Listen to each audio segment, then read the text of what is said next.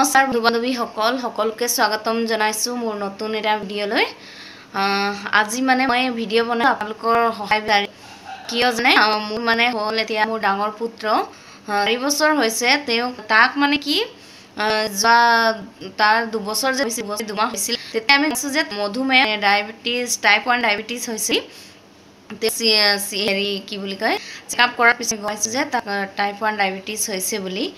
আৰু মানে কি হ'ল তাক মানে আমি গভৰ্নমেন্ট হস্পিটেল 10 দিন এডমিট কৰিও মানে একো মানে ভাল ৰিজাল্ট নাপালো। তাৰ পিছতকে মানে প্ৰাইভেট হস্পিটেলৰ এজনী ডক্টৰে ক'লে মানে যে কয়মতুৰত এটা হস্পিটেল আছে ট্ৰাষ্ট মানে তাত মানে এনেকুৱা আমাৰ বেটাৰ লিখিয়া মানে টাইপ 1 ডায়াবেটিস থকা বাচ্চাবোৰক চাইলি ক'লে। তাৰ পিছত আমি কয়মতুৰত গৈ মানে তাৰ ট্ৰিটমেন্ট কৰাই আছো যোৱা 2 বছৰৰ পৰা।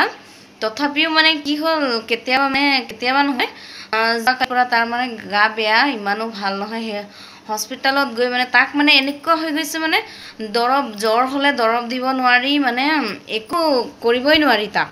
হেতুৰ কাৰণে মানে আমি কি কৰি আছো এতিয়া মানে দখাইছো তাৰ মানে 400 গুচি গ'ল। তাৰ পিছতকে মানে প্ৰথমে মানে লাইনত লেভেলত আহিছিলেহে এতিয়া মানে আকৌ দৰব খোৱাৰ পিছত কি হৈছে আকৌ ষ্টাৰ্ট হৈ গৈছে মানে 400 যোৱা 350 তেনেকুৱা গৈ আছে মানে হাই হৈ গৈছে। নহলে মানে অলপ ভাল আছিলে। প্ৰথমে মানে HbA1c টেষ্ট কৰা হৈছিলে যেতিয়া আমি গম পাইছিলো তেতিয়া তাৰ আছিলে 9.1 আৰু এতিয়া যোৱা সপ্তাহত বুলি কম যোৱা সপ্তাহত টেষ্ট কৰাৰ পিছত তাৰ HbA1c অলপ কমিছে মানে 6.7 আছে। তথাপিও মানে কি হ'ল তাক ইনজেকশন বাৰে দি আছো যেহেতু সৰু পোৱালি বহুত বিখাই নহয় জানো। আমাক যদি ইনজেকশন লগোৱা যায় আমাক কেনেকুৱা লাগে তেনেকুৱা মানে সৰু বাচ্চাটোক যদি আমি দিনটো ডেইলি 3 বাৰ 4 বাৰ তাক যদি বেজি দিয়ে থাকো তাক কেনেকুৱা লাগিব কান্দি দিয়ে বেচেৰাটো। নলগাও বুলি কান্দে। তথাপিও উপায় নাই লগাবই লগিয়া হৈছে। এতিয়া মানে কি হ'ল ইনজেকশন লগাইও মানে তাৰ 400 গৈছে। হেতুৰ কাৰণে যদি মানে মই এইটোৰ কাৰণে সহায় বিচাৰিছো যে আমাৰ অসমত মানে কোনোবা এৰিয়াত বা কিবা গাঁৱলীয়া দৰব আছে যদি মানে মধুমেহ ৰোগটো ভাল হোৱাৰ তো নিশ্চয় আপোনালোকে মানে মোক জনাব কমেন্ট সেকশনত কমেন্ট কৰি জনাব নিশ্চয়। মানে বাচ্চাটোক দেখিবলৈ সুস্থ তথাপি কিন্তু ভিতৰৰ পৰা একেবাৰে মানে কি কম আৰু একোৱে নাই বুলি কম। হেতুৰ কাৰণে আমি ঘৰত মানে পৰিয়ালত সবেই সুখী কিন্তু যেতিয়া আমাৰ মানে বেটাৰ কথা হয় সকলো মানে ডাউন হৈ যায় তেনেকুৱা অৱস্থা আমাৰ ঘৰত। তবে জানে কি আমাৰ ঘৰৰ ওচৰৰ চুবুৰে কি জানে মানে আমি মানে একদম সুখী আৰু আমাৰ লিখা কোনোৱে নাই তেনেকুৱা কৈ বুজি পায়। এতি জানে মানে বুজি পায় নকওঁ জানে তো কিন্তু আমিহে জানো মানে আমাৰ মাজত কি চলি আছে। ডেইলি এটাই কথা আমাৰ ঘৰত চৰ্চা হৈ থাকে যে বেটা কেনেকে ঠিক কৰিম কি কৰিম। ইউটিউবত বহুত ভিডিঅ' চাইছো মানে তথাপিও মানে একো ভয়ো লাগে সৰু বাচ্চাটো হেতুৰ কাৰণে। তাৰ পিছতকে এতিয়া আকৌ মানে দৰব কেতিয়া ওলাব নাজানো কিন্তু যদি আপোনালোকে জানে যে গাঁৱলীয়া দৰব ভাল হৈছে কোনোবা তো নিশ্চয় আপোনালোকে কমেন্টত জনাব।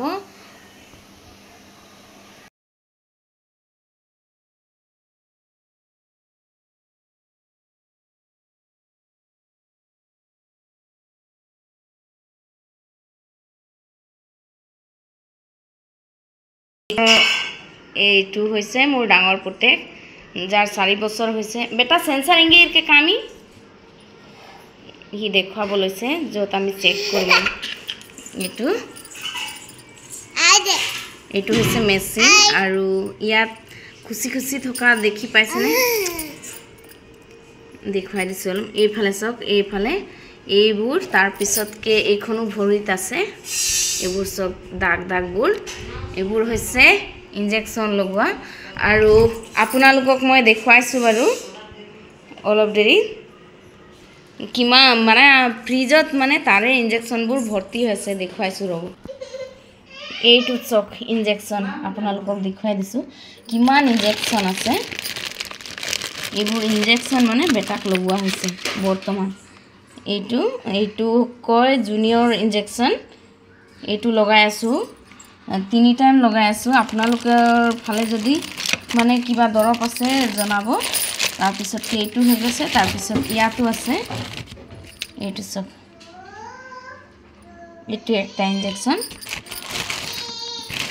আৰু এই ওপৰত চাইছেনে এইটো হৈছে এইফালে সক ইনসুলিন ইমান ভালকে নেদেখাও পাৰে দৰৱটোৰ নাম তথাপি আৰু মোৰ কেমেৰা ইমান ভাল নহয় দেই আগতীয়াকৈ কৈ দিছোঁ আৰু এইবোৰ ইনজেকশন চাইছেনে বাৰু ইমান আমাৰ মানে শৰীৰত যদি একটা ইনজেকশন লাগে কিমান বিষাই নহয় জানো বেটাক মানে ইমান ইনজেকশন দিয়া হৈছে তাৰপিছত কি এইফালে তলতো কি লিখা আছে এইটো যোৱা মাহত দিয়া হৈছে ইনজেকশন এইটো খোলাই নাই এইটো সব মই আপোনালোকক খুলি দেখুৱাইছো ইনজেকশনটো একদম পেনৰ লিখিয়া চাবলৈ ইয়াত মানে ইনজেকশনটো লগা নাই ইয়াৰ ওপৰত মানে ইনজেকশন লগোৱা হয় মানে বেজি টাইপৰ আপোনালোকক দেখুৱাম এইফালে দি তাৰপিছতকে এইটো সেটিং কৰা হয় কিমান ইউনিট লগাব লাগে তেনেকুৱা সেটিং কৰি মানে তাক ইনজেকশন দিও আমি আৰু এইটো চাই পাইছেনে এইটো হল তিনিবাৰ লগোৱাৰ পিছত মানে বেজিটো অটৰাব লাগে মানে গুছাই বেলেগ বেজি লগাব লাগে হেতুৰ কাৰণে এইটো হৈছে এইটো গুছাই মানে লগাই থাকিব লাগে বৰ্তমান আমি এইটো গভৰ্নমেন্ট হস্পিটালত দিয়াটো ইউজ কৰা নাই এইটো ইউজ কৰা নাই যেটো মানে আমাক কয়মতৰ পৰা দিয়া হৈছে এইটোহে আমি ইউজ কৰি আছো বৰ্তমান আপোনালোকক এইটো দি মই চেক কৰি দেখুৱাম চাব এইটো চক চাই পাইছে 210 হৈ ওপৰত গৈ আছে এতিয়া মানে পপকৰ্ন খাইছে পপকৰ্ন মানে মই ঘৰতে বনাইছিলো তাৰ লো হৈছিল বুলি মই খুৱাইছিলো এইটো চক ৰঙা সিন দেখি পাইছেনে এইটো ৰঙা সিনটো হৈছে মানে লো হোৱাটো আৰু এতিয়া ওপৰত গৈ আছে এইটো মানে হাই হ'ব লৈছে আৰু ওপৰত লিখা আছে সব গ্লুকোজ গোইং হাই তেনেকুৱা হৈ আছে ইমান বেয়া মানে তাৰ হেৰি মোৰ দৰে দুৰ্ভাগ্য মাক মানে বেলেগ কোনো নহয় যেটোৱে মই ভগৱানৰ ওচৰত প্ৰাৰ্থনা কৰিম দেখাত সুস্থ হলে মানে ভিতৰতে একো নাই বাহিৰত আপকে চাই পাব সবে চালে মানে কি হ'ব একে মানে নরমাল বাচ্চাটো লিখাই আমি জানিব পাৰো নহয় জান দেখা কিন্তু ভিতৰত যে তাৰ মানে কি ইনসুলিন লৈ মানে তাৰ হাৰ্ট কিডনি মানে বেয়া হ'ব বুলি কৈছে হেতু কাৰণে 6 মাহত মানে তাৰ ফুল বডি চেকআপ হৈ থাকে বাৰে বাৰে তো বন্ধুসকল সমাপ্ত কৰিছো আৰু বেছিকে নকওঁ বকল মই আপোনালোকক ভালো আমাৰ বেটা কেনেকুৱা কি হৈছে আপোনালোকে যদি জানে আকৌ কৈছো জনাব হৰিব আমাৰ মানে বাচ্চাটোৰ মানে কি কম আৰু সবেই কৈছে ডক্টৰে কৈছে যে ইনসুলিন কেতিয়াও বন্ধ নহয় তেনেকুৱা কৈছে সৰু বাচ্চাটো আমি 4 বছৰ হৈ গৈছে স্কুলও এডমিশন কৰা নাই এই ভয়তে যে স্কুল গৈ কিবা খাই দিব হলে কি হ'ব তেনেকুৱা ঘৰতে যদি ইমান বাঢ়ি গৈছে তো স্কুলত গলে কিমান বাঢ়িব হেতুৰ ভয়ত বৰ্তমান আমি স্কুলতো এডমিশন দিয়া নাই নহলে এতিয়ালৈকে মানে 4 বছৰৰ বাচ্চা 5 বছৰে হ'ব হৈছে অহা জুন 4 তাৰিখে তাৰ 5 বছৰ লাগিব 4 বছৰ শেষ হৈ কিন্তু তথাপি মানে আমি তাক ঘৰতে থৈছো এডমিশন কৰা নাই তো অনুগ্ৰহ কৰি আকৌ কৈছো আমাক সহায় কৰিব যদি জানে কমেন্টছত জনাব আৰু ভিডিও আজিলৈ ইয়ালে সমাপ্ত কৰিছো